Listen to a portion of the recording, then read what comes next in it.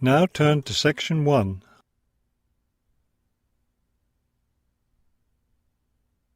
Section 1. You will hear a woman booking a bicycle tour over the phone. First, you have some time to look at questions 1 to 4.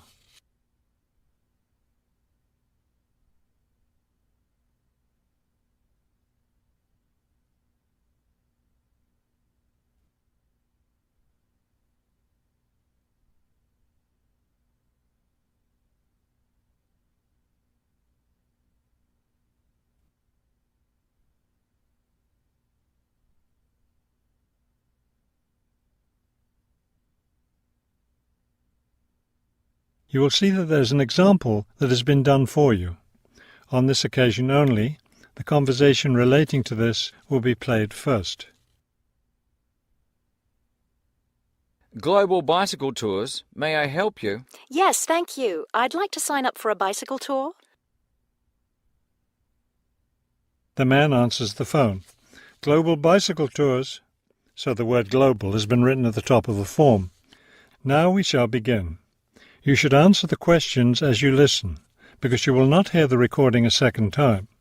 Listen carefully and answer questions 1 to 4. Global bicycle tours. May I help you? Yes, thank you. I'd like to sign up for a bicycle tour. Which tour were you interested in? We have the River Valley Tour coming up in June and the Mountain Tour in July. The River Valley tour is in June. I thought it was in May. It actually takes place the first week of June. Oh, I see. Well, I can still do that. The River Valley tour is the one I want. Splendid. Just let me take your information. May I have your name, please? Carla Schmidt. That's Carla with a K, not a C. K-A-R-L-A. Thank you, Miss Schmidt. Address? Do you need a street address, or can I give you my post office box? A post office box is fine. It's P.O. Box 257, Manchester. Thank you. Okay, next. Will you be bringing your own bicycle, or do you want to rent one from us? I'll bring my own. Excellent. Now, we provide all the meals, so we need to know if you have any dietary restrictions. I don't think so. What do you mean? I mean, if there's any food you can't eat. Some people have food allergies or are vegetarian or have to avoid dairy products, things like that. Oh, I see. Well, yes, I'm a vegetarian. I never eat meat. Before you hear the rest of the conversation, you have some time to look at questions 5 to 10.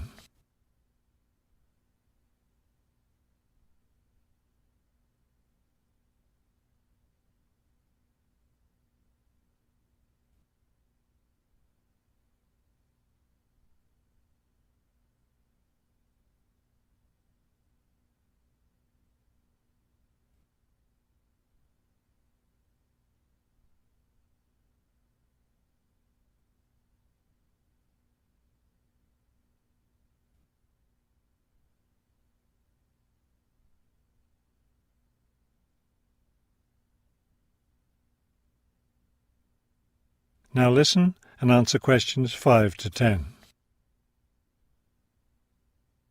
All right, I'll make a note of that.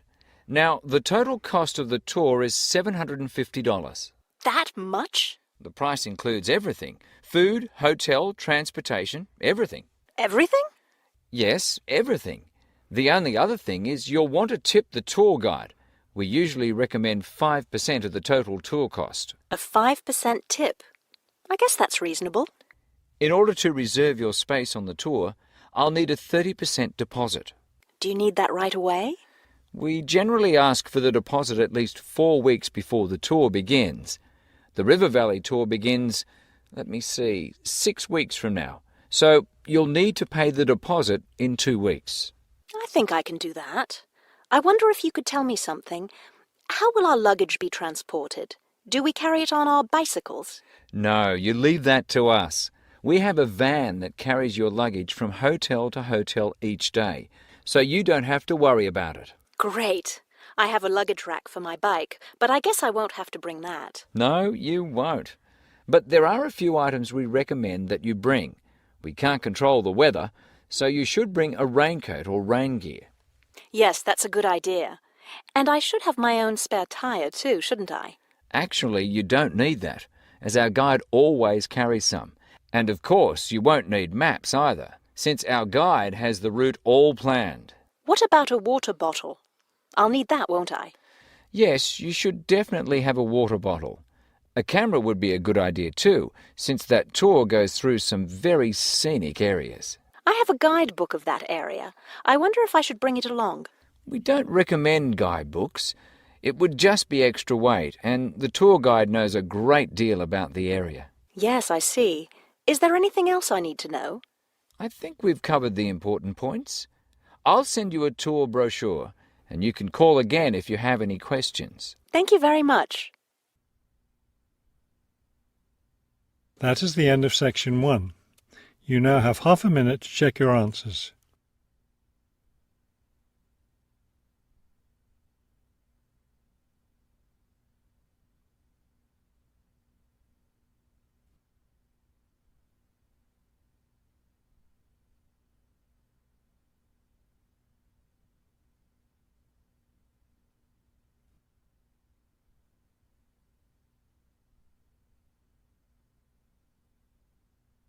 Section 2. You will hear a tour of a newly renovated health club. First, you have some time to look at questions 11 to 15.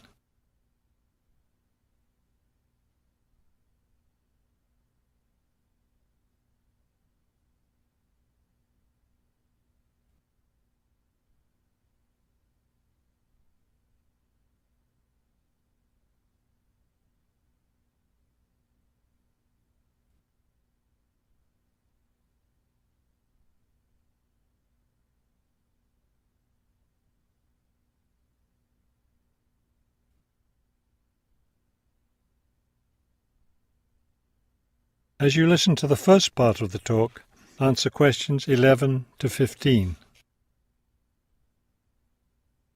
Thank you all for coming to see the new renovations to the Hertford Health Club. I know you'll be as pleased as I am to see the wonderful results of our months of hard work to improve the club and bring you the best facilities ever. We'll begin in here with the swimming pool.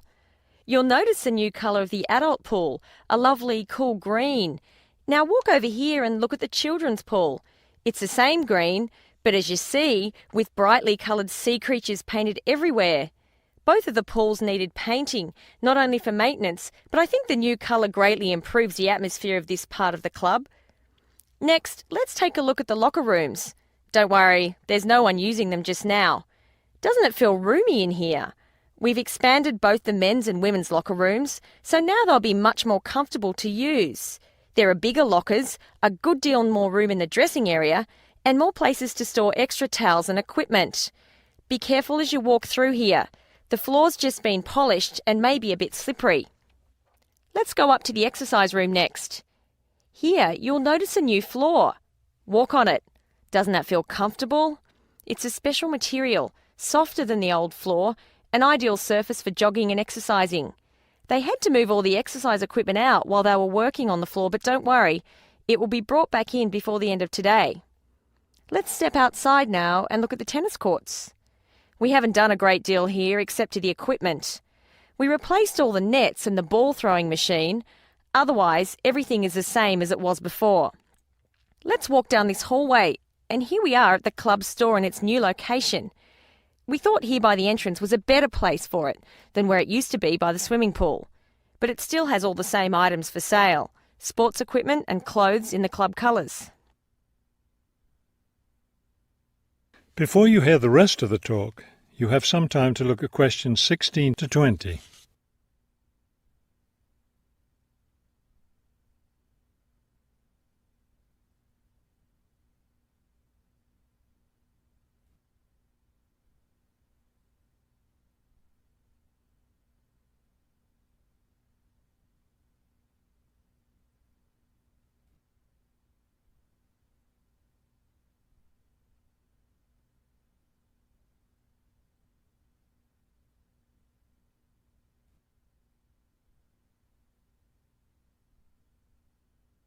Now listen and answer questions 16 to 20. We're excited about the upcoming activities and events to take place in our newly renovated club. Now that the pools are ready for use again, swimming lessons will begin tomorrow for both adults and children. If you haven't signed up yet, you can stop by the office before you leave today and put your name on the list. If you're a tennis player, you'll be interested to hear about the tennis competition coming up on Wednesday.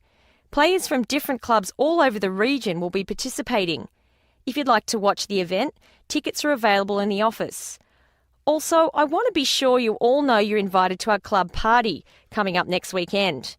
We're celebrating the completion of the renovation work, and we have a lot to celebrate. The entire renovation project was finished in just 9 months. That's 3 months less than the 12 months we'd originally planned on. We're proud of that, and proud that we came in under budget too. Because we've had such good results with this project, we're already planning the next one. We already have 2 indoor pools, and next year we plan to install an outdoor pool right next to the tennis courts. Details of these plans will be made available to all club members soon. All right, I think we've covered just about everything. Are there any questions? That is the end of section 2. You now have half a minute to check your answers.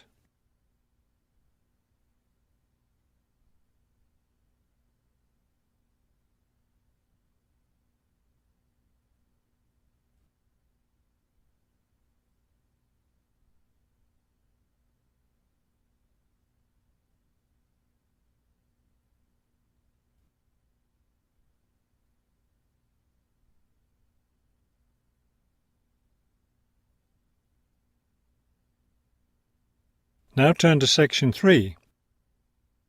Section 3. You will hear a museum director talking to several student interns, explaining their internship duties at the museum. First, you have some time to look at questions 21 to 25.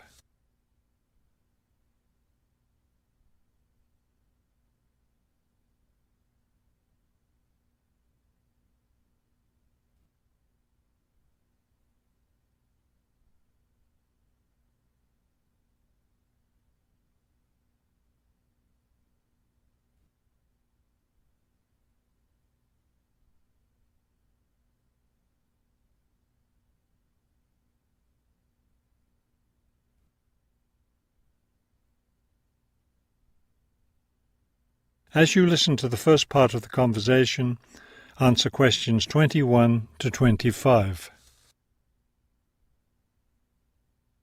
Welcome to the City Museum of Art. I'm Dr. Shirley Johnson, the director of the museum's internship program. Today, I'll be giving you an orientation to the museum and our museum administrator's internship program. Will we get a chance to tour the museum today? Yes, we'll start right now with a tour of the building. We'll skip the basement. Most of that part of the building is devoted to art conservation, which won't be part of your internship.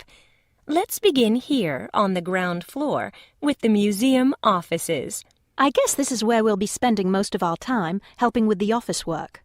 You'll spend some time working in here so you can learn what the administrative duties involve. But you'll also get a chance to experience all aspects of museum work. This room in here is the Museum Tours office. I'm interested in that. I'd really like to help out with the tours. That's great, because you'll all have a chance to lead some tours and maybe even to develop a tour of your own, too. Let's go up to the second floor now. This is the boardroom in here, isn't it? Will we get to go to board meetings? Only members of the board of directors attend those. Now, back here behind the galleries are the classrooms. You're all welcome to attend any class you want at no charge. But we won't be teaching any, will we? No, the staff of the education department is responsible for that. Let's move up to the third floor now and the research department. Each of you will spend some time working in here. Great. I'd like to help with the research. We're working on some very interesting research projects right now. Also, as an extension of your research work, you'll probably contribute to some of the museum's brochures. I'm looking forward to that. I like writing about art. Another thing I've been hoping to be able to do is meet some artists. You're in luck then. We've planned a reception for the first day of your internship, and you'll have the chance to meet several local artists then. Before you hear the rest of the conversation, you have some time to look at questions 26 to 30.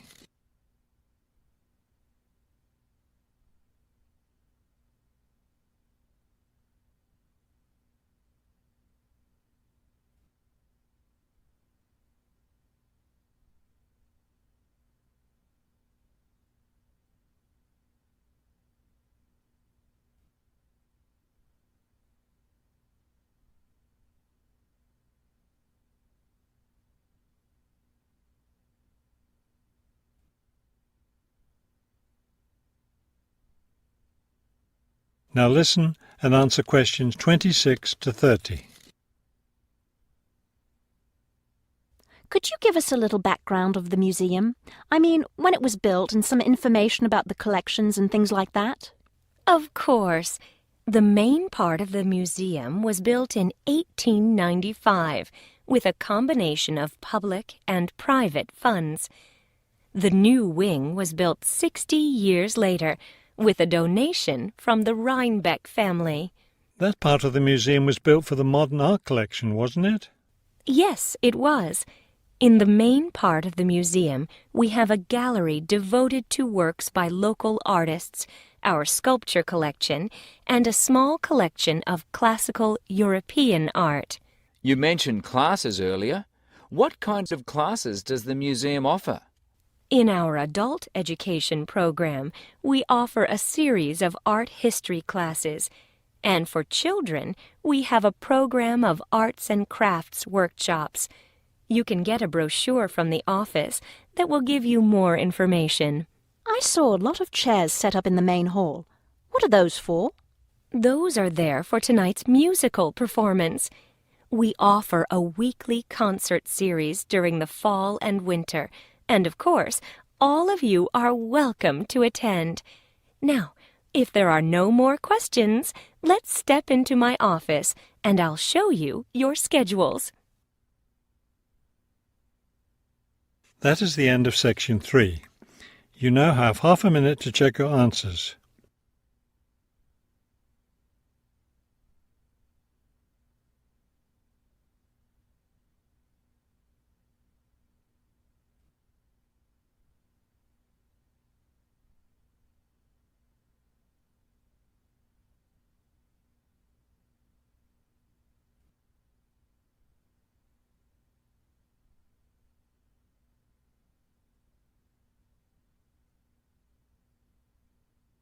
Now turn to Section 4. Section 4. You will hear a lecture about the history of the tomato. First, you have some time to look at questions 31 to 35.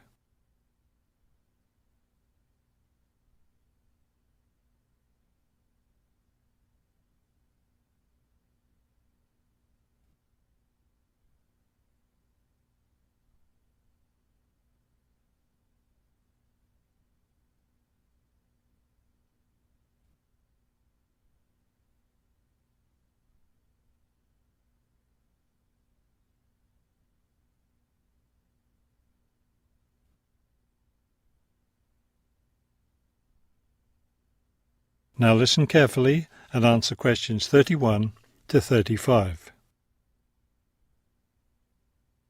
The tomato is a popular vegetable, which figures in the cuisine of many countries around the world. It is particularly prominent in Italian cooking, but it was unknown in Europe until Spanish explorers brought it back from the Americas. The tomato originated in the highlands of Peru.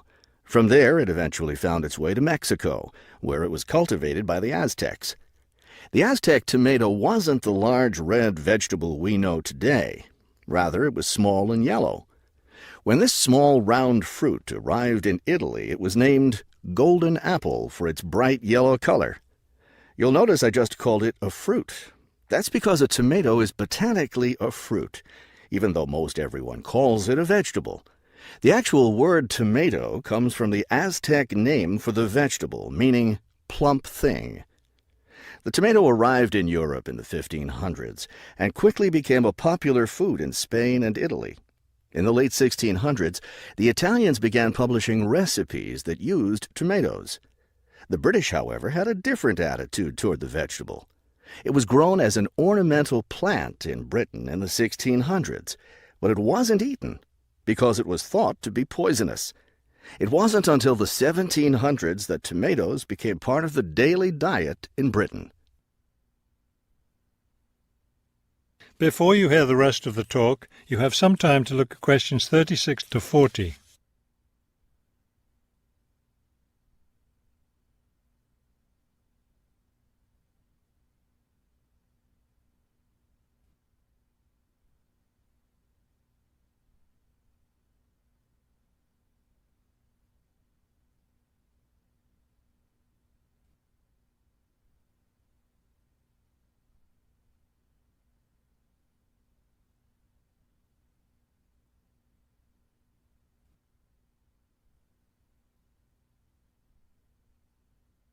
Now listen carefully and answer questions 36 to 40.